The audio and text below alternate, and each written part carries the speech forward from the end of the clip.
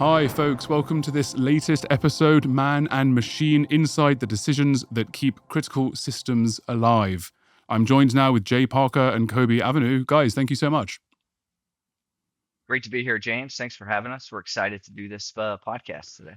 Thank you. Thank you for joining us virtually here today. We've got an empty studio all around me, and I'm excited to get going and talk about some of the things, all things here and there over in the US. So guys, I'd like to start, please. I don't know who wants to go first, Jay or Kobe. I suppose we can all fight among ourselves as to who gets to go first here. But I want to understand decision-making. And I want to understand decision-making in the context of man versus machine, but also man versus machine in critical infrastructures and critical areas. So, Jay, why don't we start with you? How does decision-making differ with those different contexts? Well, decision making is extremely important and also very, very stressful. If you remember back to the time when you were first in charge of whatever it was, your podcast, an organization, a maintenance unit, making that decision and signing off on it's always difficult. And every one of us wants the maximum amount of information we can have. And how do we get that? As a man, you can go out and touch it. As humans, use your senses and figure it out. When you add in the machine to the mix, you get an extra set of eyes, an extra sensors, an extra brain sometimes, and you can make a more valuable decision, whether it's operational, whether it's safety, whether it's maintenance, and you can figure out what's going on. And all in all, you can save lives, you can save money, and you can make the right decision without getting stuck in a decision loop. So that's kind of where it blends. Is it seat of your pants? Is it what you've known? Is it what the entire world has known over time? And I think that's where you can blend man versus machine. And it's really a collaborative effort because here at Odysight, we're not taking the man out. The man can always use his or her eyes to take a look at it, to use their judgment and make the right decision. Yeah, it's definitely an underlying theme across all of these episodes. It's that the intention is not to remove the human from the AI. There's no desire to do that, but it's about how to use AI effectively to best enhance the decision making of the human, whether they can do it with less pressure or in a more comfortable environment, or just kind of just the flow of decisions they have to make can be less if the machines do some or most of them for them. So it's definitely and it does it. Yeah, it does it a lot faster too. Time is of the effort. Time is money, as they say, or at least they did back in the 80s, right? Time is money, and if you can save time while saving lives, then you can save money, and it kind of works that way a lot faster. And then on the maintenance side of the house, if you know where the problem is, you don't have to do hours to days of troubleshooting to have something that the machine recognized immediately. You can go right to it, replace it, get that aircraft or vehicle or machinery or industrial support right back into action, and everyone's happy. Yeah, let me just jump in the discussion, Jay, and I think you can, with your background, and it's something that we're going to discuss a little bit more during this podcast.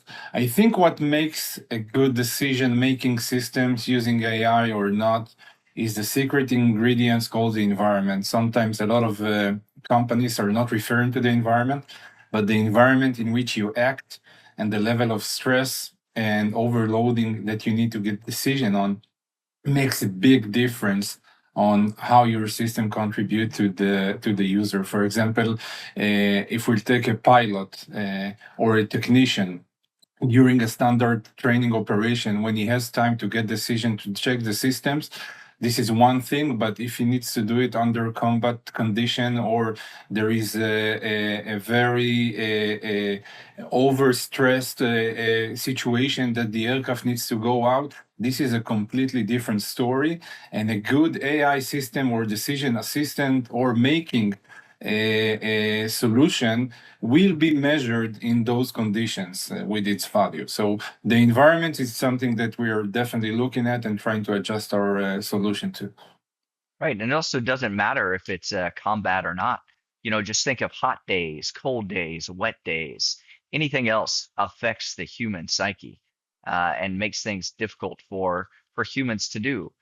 We all have that from day to day, whether it's waking up early, getting to school, going to work, going to the gym, doing whatever. It's all the life stressors that we can help alleviate. And I think one of the things that I like to talk about is letting the machines do what they can do best and letting humans do what we can do best because we work together and we don't need to be doing the same thing over and over again.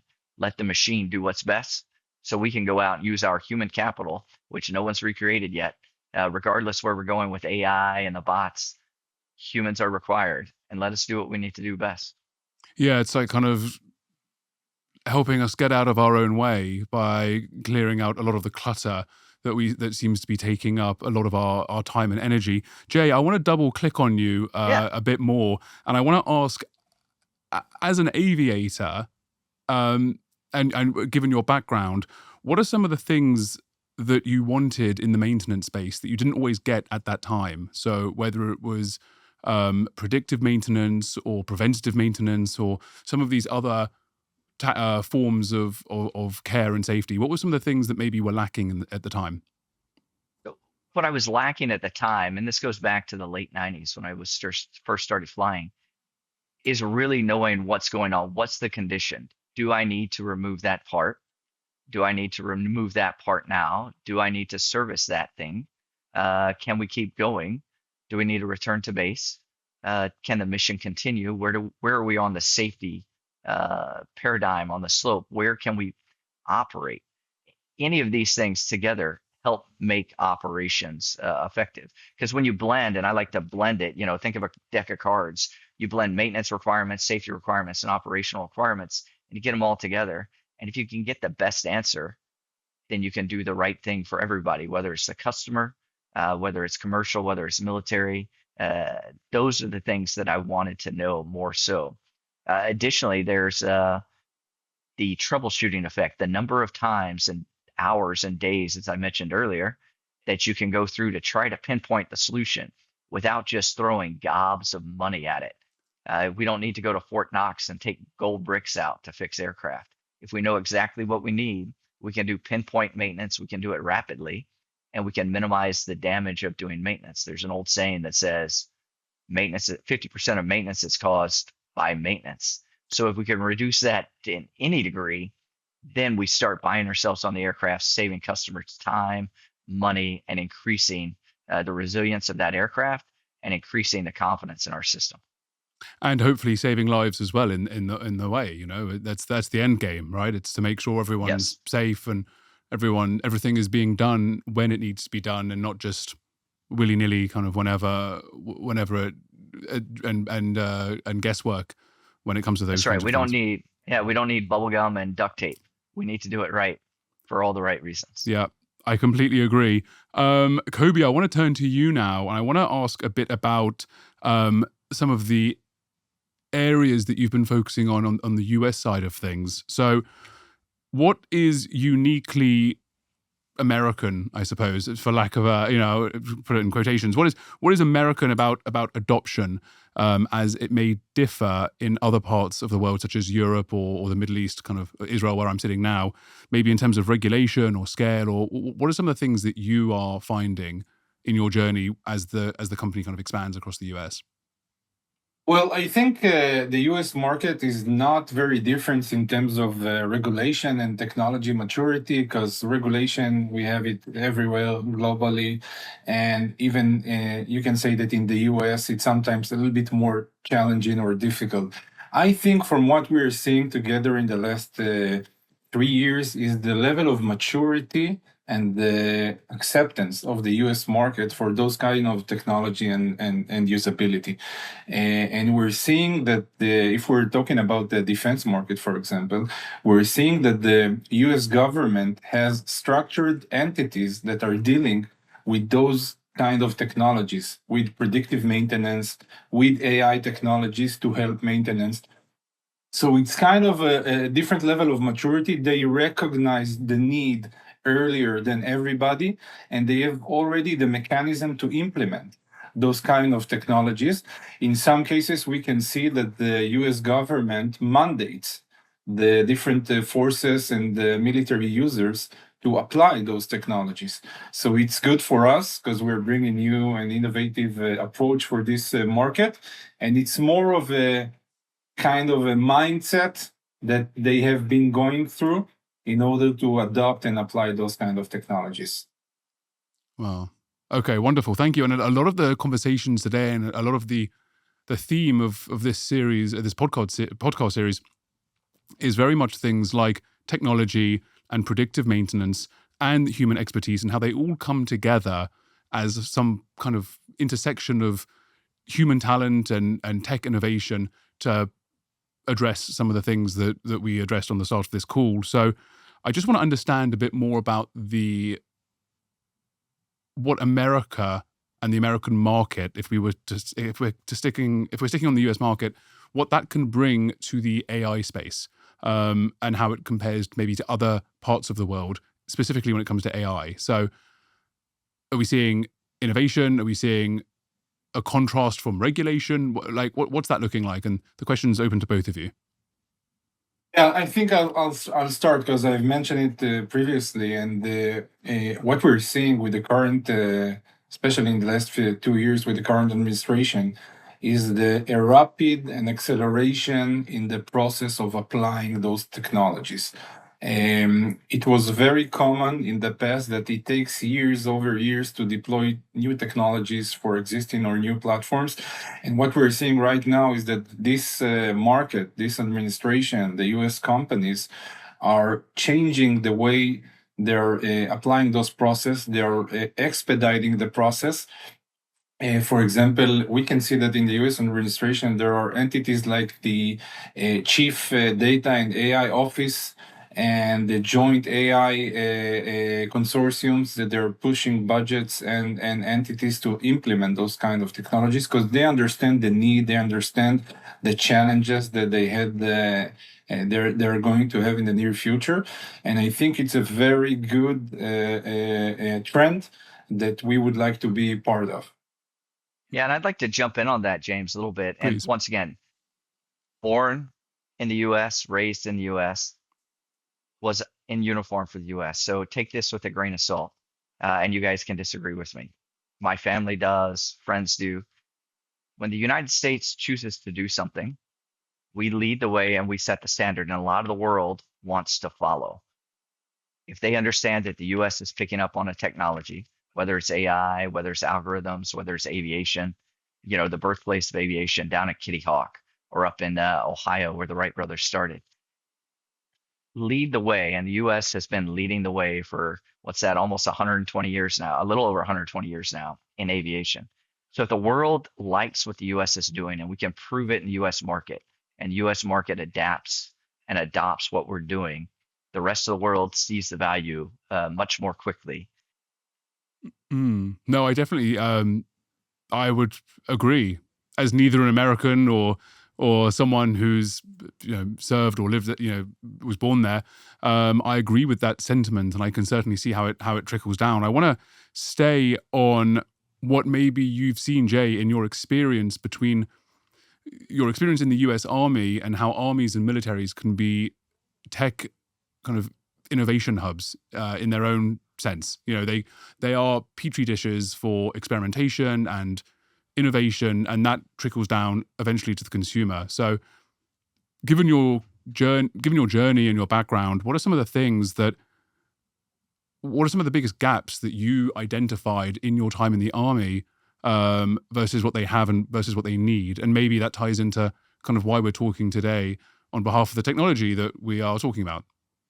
Yeah, thanks, James. And it's really historical. And I'm either going to jump into some more modern times, but one of the human elements that we've had since the beginning of time, Cain picked it up and Abel, we fought. It's part of who we are, evolutionary, which is unfortunate. It'd be great if there was no war, if it was always peace and everyone was happy.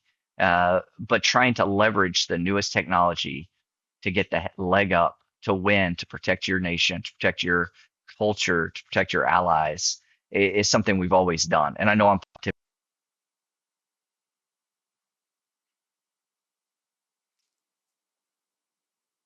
Jay, I think you've gone a bit quiet. I don't know if that's on my end or on your end. We lost your audio, Jay.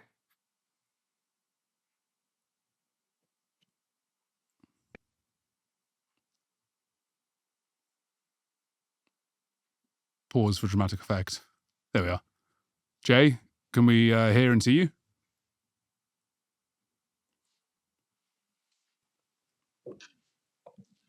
Yeah. James, can you still hear me? Yeah, I can hear you loud and clear. All right, perfect. Yeah, I'm back up again. Sorry about that. No problem. We can hear you. You were saying Cain and Abel and fighting and how it's a regret in society. It's a regret. Yeah.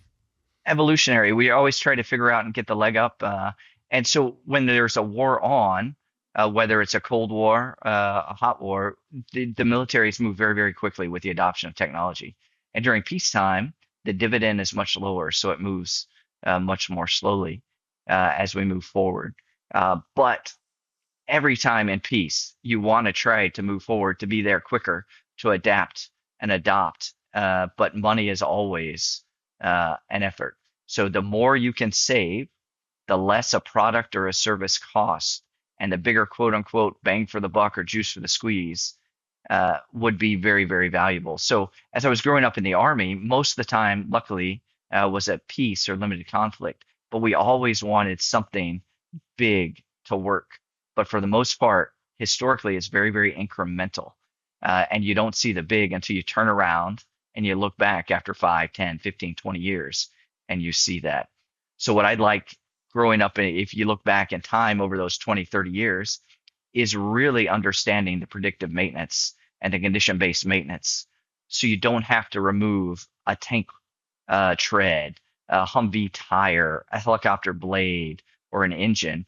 You can do that in time. And then if it can communicate directly with the supply chain and budgeting system and the transportation system and really make a whole of logistics and sustainment effort, that is where I would have loved to have seen it 15, 20, 30 years ago. We're not there yet. We're moving forward. We're adapting rapidly in Ukraine currently, in Israel October 7th, 23 until not that long ago. Hopefully all that stays. But the rapid adoption that we can make in micro is very effective. We've done it in the past throughout the history of war. Let's do it in the history of peace. We don't need a moonshot that Kennedy called for in the 60s because we're not in a Cold War right now. But we know it's important. If we can maintain peace throughout, and this can help save money and keep the focus where it needs to be, then I'm all for it. No, definitely. I mean, it's one of the sad, uncomfortable truths is that one of the reasons why Israel has become such a successful startup nation and high-tech hub is because of that necessity breeding innovation. It's because it is so rarely in moments of regional peace that it's always required to stay one step ahead. And great technological advancements and economic advancements have come from that. But it's kind of a reality that a little bit of peace would be okay and appreciated every now and then. I want to stay on the topic of conflict in a slightly different context, which is the episode title and the topic of our conversation today, which is maybe the conflict between humans and AI. So let's step away from the conflict of human to human and let's bring some robots in there.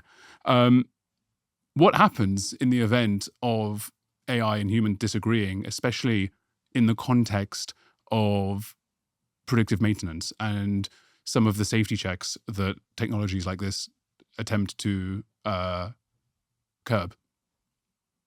Yeah, I mean, Kobe, I'll jump in on this real quickly, and James, Sure. You think about it. You brought up safety before. Whichever answer is the most conservative, then a level-headed human would make the most conservative answer, whether that's someone going with what a maintainer sees, what an AI algorithm sees, or the combination. I think the default answer is always the most conservative, especially when people are involved or damage can occur. Now, that may not always be the case because I prefaced it with a level-headed human. Kobe talked a lot about earlier all the environmental stressors that go on and how that could enable it. And I don't think, and he'll talk about the software, how's the software put its foot down and say, we can't go any further? Kobe? Well, I think I'll come from a little bit different perspective and approach, as I've been dealing with AI systems from the engineering side for the last 10 years. I think those conflicts are mandatory, and they are part of the evolutionary phase of AI systems development to the future. Without those conflicts, we won't be able to make a good and reliable AI systems in the future, and they will always remain there. So we need to take advantage of those conflicts to learn how to better design and deploy AI systems. And when we started the journey of taking Odyssey to the predictive maintenance area, we looked on the trend that happened in the autonomous driving systems, for example. You've been driving a car for the last 20, 30 years, right? And forever, for the last 10 years, you had different sensors installed in the car telling you a lot of things and giving you a lot of information. None of them created a conflict with your driving on a daily basis, and none of them enabled you to have the autonomous driving capabilities until they started using cameras and perception systems. And this is where we are at currently. We are on the phase of taking the maintenance of machines area, which was for a long time a little bit a primitive market, not a lot of technologies. And we're bringing this new perception system that is going to help the human technician to get better decisions. So, in case of a conflict, I see this conflict as a good thing because it means that the level of reliability and safety is going to increase, because he's going to go and check it double time and make sure that for the next time he will be verifying it, but also the AI system based on the conflict data will improve itself and it won't happen next time. So I see it as a phase in the evolution of getting into a better and most reliable systems. Yeah, and James and Kobe, if I jump in on that too, one of the issues that we've had since we've gone to so many computer and software issues is how do we protect that data? How do we protect the actual software itself? So those are things that we have to do, and we're not the only company that protects it and is very secure on a cloud environment and protects their software. So that's one way we have to ensure that we're always ready, and we are. But additionally, we are not taking the human out of the loop, because if there is an issue that happens and the software goes down or the cloud goes down through most likely a man-made desired event, we still have to figure out how to keep the planes, trains, automobiles going for all the right reasons so we can continue to take care of humanity. So I think that's one of the big things that Kobe mentioned too. It's always collaborative, but we're also have a very secure environment. So it's safe to operate. We're not going to have a supermassive cargo plane flying over one of the poles doing a cargo run and get a false anomaly and cause it to land somewhere it doesn't need to, or conversely, hide a true anomaly so that something bad happens. Those are things that we protect on a daily basis. And most of the conflicts, I think, between man and machine will be illicit man made to make the machine do something its owner operator isn't prepared to do. And to do it better. And to do it better, yeah. There's an anecdote I kind of want to share about this, but I don't have enough details in my mind from memory, so I don't think I'll do it justice. But I think it was during the Cold War era. I think either the Soviets or the Americans, I'm not sure which ones, but one side had a false positive of an attack incoming. Yeah.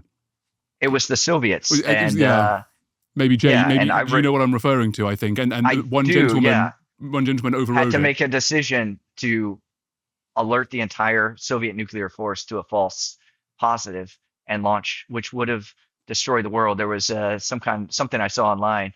Who has saved the most lives? Is it the doctor that started washing hands? Is it Fleming with penicillin? Is it Curie with a lot of the radioactive isotope and medical devices? Is it the drug makers? And someone threw in, it's this guy for deciding not to go forward. Yeah, definitely. So that's one side of it. So it's good. So James, real quickly, I'm going to get you off track here. Kobe has given me a little leeway, so it's great. you as an operator, whether it's or a customer, whether it's on a bus, a train, a plane, what do you want from your maintenance system for the owner operator that you buy a ticket from? What do you want when it comes to a maintenance or a maintenance delay or operation? So I'll tell. Understand you want it safe, but what else do you want? So yeah, so for me, you're speaking to an incredibly time anxious person. So for me, when it comes to any form of transport, for me the most important thing is reliability and accuracy. I mean, safety, of course, but reliability and accuracy for me. I want to know that my mode of transportation is getting me from A to B, and I want to know exactly when I'm arriving or when I'm leaving, so I can meet you folks on time, or I can get home later today on time. And that for me, the most important thing is that I suppose the way that they can all kind of communicate with each other, and then you have these apps and services that can exactly guide you. This is where your train is going to be, or this is where your bus is coming from, and it will do so safely and it will do so accurately. And that's kind of what I look for. But I've learned a lot today, So James, so maybe I'm looking for other things after all of today's conversations. let's challenge you a little bit more. If we'll tell you that the fastest way to get from A to B in order to keep your times is to drive in a fully autonomous car, hands-free, and you can sit down and read a book, would you do it? Yeah, I think I would. Yeah, I would, but I would probably want to Perfect. do it with someone in the car. Okay, so this is exactly getting back to the same point that we've tried to make from the beginning, and Jay explained it so well. The combination of the human technician with those advanced tools to assist them will enable to perform the mission on its optimal way. And this is where we are aiming. The combination of data, the integrity and reliability of the system, the use of the perception of the cameras that we're bringing as a new layer of data to this market. This is what needs to enable the sweet point that you would like to be in, getting from A to B with a man in the loop. This is where we want to take the market. And Right. And one of the largest expenses, of course, is that vehicle, is that airplane, is that train. So owners, operators, companies, governments, whomever, can't afford to have a backup aircraft, a backup train, or a backup vehicle. Vehicles are much cheaper, but still the capex required there is significant. So knowing, yes, that's going to work. Yes, that's still safe. Yes, when this train parks for the night at 2 in the morning, we have 3 hours of maintenance before morning rush hour starts. It's going to be okay because we're going to get James and his friends and his family to where they need to be so they can have dinner, they can have a party, they can watch their team, whatever it is. That's what we want to do. We're blending, as you mentioned, Kobe's mentioned, think of a simple Venn diagram of safety. You've got availability, which is reliability, operational ability, et cetera, availability asset, and then a reduced structure, whether that's human, whether that's maintenance, whether that's supply chain. And we're right there in the sweet spot in the middle, making sure you get to where you need to be on time without any issues. Safely and hopefully with a book in my hand and not a steering wheel in hands as well. Be nice That's if right. it could drive it for me. Where should AI absolutely not replace human maintenance? What are some of the areas that it's like, well, hang on, we will just stick it with humans, stick to humans? That's a very, very hard question. If you think about assembly lines for the true manufacturing, the amount of robotics involved in the automotive industry, in the medical device industry, and the aviation industry is high. But there are precision things that need a human's eye, a human's hand to do it. And I think that's where it is. It's the precision events. Kobe asked a great question. Would you, James, get into an autonomous vehicle? And you said yes if someone else is in the car. Now start extrapolating. Would you get into an airplane without a human at the controls? What about a train? What about a doctor just taking out your appendix? Something that's been done for years and years and years. I think there was even a Russian doctor that had to remove his own appendix in Antarctica a long time ago. So something as simple as being able to do an appendix, would you want a robot doing that or an AI doing that? And that's kind of where you leave it. I think the precision, high level of trust, double checking is where you keep the human in the loop. Because at the end of the day, yeah, sorry, Kobe, go ahead. No, there is another side of it. I mean, we're not unique in the sense of every AI company in the world deal with the greater AI challenges and problems. And one of those challenges is explainability. And this is an area that it might be solved in the future with AGI and other AI areas, but explainability in terms of machine health is something that is very, very hard to replace with AI, because even though we have the most fancy AI system detecting failures and even detecting and predicting trends, it's not providing the explainability of why it's happening, and it's not replacing the conversation between the technician and the operator to understand the higher level insights. We might get there in the future, but I think if we go back to the car example, 20 years ago, or you know what, let's take it the opposite. When I go to the mechanic shop today, the technician connects a computer. It doesn't feel the car. 20 years ago, I had a technician or mechanics that smells the engine and tell you what's going on. So this is something that we're not replacing yet, but the future is a big blue ocean, and who knows, the explainability is something that might be solved in the future. Yeah, and I suppose with explainability comes questions of trust and ownership, and that's a whole other can of worms that we don't have time for at this stage of this episode. So I'm not even going to touch it, but definitely we'll do season 2 of this show. We'll reconnect and we'll kind of touch on some of those things, topics we just mentioned. In the last couple of minutes while we have each other, I just want to look ahead for the next couple of years, let's say. I want to know about Odysight, and I want to know where you guys think it's going to be in the defense AI landscape. And let's not say 5 years, let's, for argument's sake, say 2030, which I guess is no longer 5 years away as of recently. But yeah, say until the end of the decade. And Kobe, you can go first. Sure. I think our vision, our roadmap, and our aspiration is to make Odysight solution and technology and industry standard. And by industry standard, I mean that for every machine, whether it's an aircraft or a train or a car, this technology will be mandatory in order to be able to comply with industry regulations. And I think this is where we're aspiring. I think it's not a question of if, it's just a question of when we're going to do it. We're bringing a new approach. So we're not doing an evolution of something that exists. We're bringing a new revolution to this area of putting smart eyes inside machine. Nobody has done it before. And I think if we'll manage to make it an industry standard, and regulatory entities like the FAA and EASA in Europe will adopt it and mandate it to every OEM in the world, this will be fulfilling our vision in the company.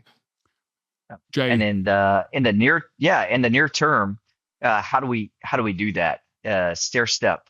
I think the first thing we do is really autonomous vehicles, whether it's air, ground, or sea, because anything else, a normal operator has human eyes that have been well trained to operate the piece of machinery. So I think that's our first real foray, because now our system, our algo, is doing what a trained pilot or captain or conductor has done his or her whole life, and we're able to do this. So we're able to offset the human in the loop and support him or her in whatever we're doing. So I think autonomous is the first step, and then growing from there as we gain confidence, or as customers gain confidence in what we're doing.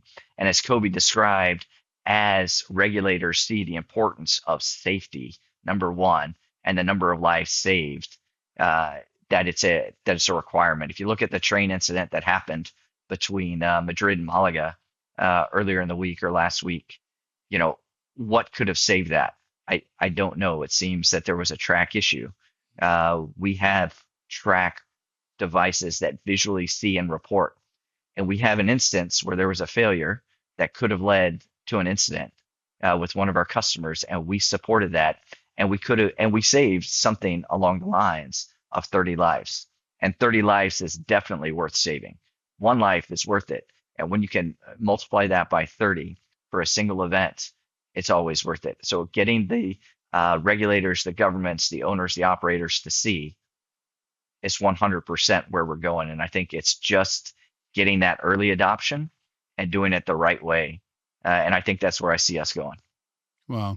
Thank you. I have one last question because we have about 2 minutes left of our time. We have a hard stop, I'm afraid. But Jay, I want to stay on you, and I want to just ask you one final question before we close today's conversation. If you could go back to your younger self back in those aviation days and you could hand him an Odysight kit, how would that change his life? And what are younger people today in the stage you were in? What do they have to look forward to? Well, it's what I mentioned earlier. It is knowing exactly what's wrong early and to know if we need to replace it. If we can continue that training flight, that operational flight, that drive, that fueling event, that's what I would have loved to have seen back when I was younger, back when I was running a flight company or a maintenance company, smaller elements of 8 to 24 aircraft. And then that expounded up to 100 aircraft with all different types and hundreds of vehicles. If I could know when to go to the budget and say, I need this much money for this item because I have data and we're going to need it in 300 miles or 22 flight hours, those would have been things I would have loved. And then in my last role as the commander or CEO of the Corpus Christi Army Depot, the U.S. Army's only aviation MRO facility, I would have loved to have our system floating in a small helium balloon, being able to observe all the rivets to ensure that we did the rivet the correct way, to ensure that all the screws are screwed in the right way with the right torque or the right number of threads. The cabling and the wires and the electricity are all double checked. It's very, very intensive. Humans do 99.9% perfect. And knowing where we could fix that one time saves us money because we eventually catch it, but it saves us money, saves us time, and gets that asset out to a customer where we need it. So having that big brother, second set of eyes, expert behind you will save time, save money, and it's exactly where I would have loved to have been as a youngin'. Well, young ones today will have that tomorrow because of the work you folks are doing. We have a hard stop, I'm afraid. Jay, Kobe, thank you so much for your time today and for your insights. It was a pleasure chatting with you today.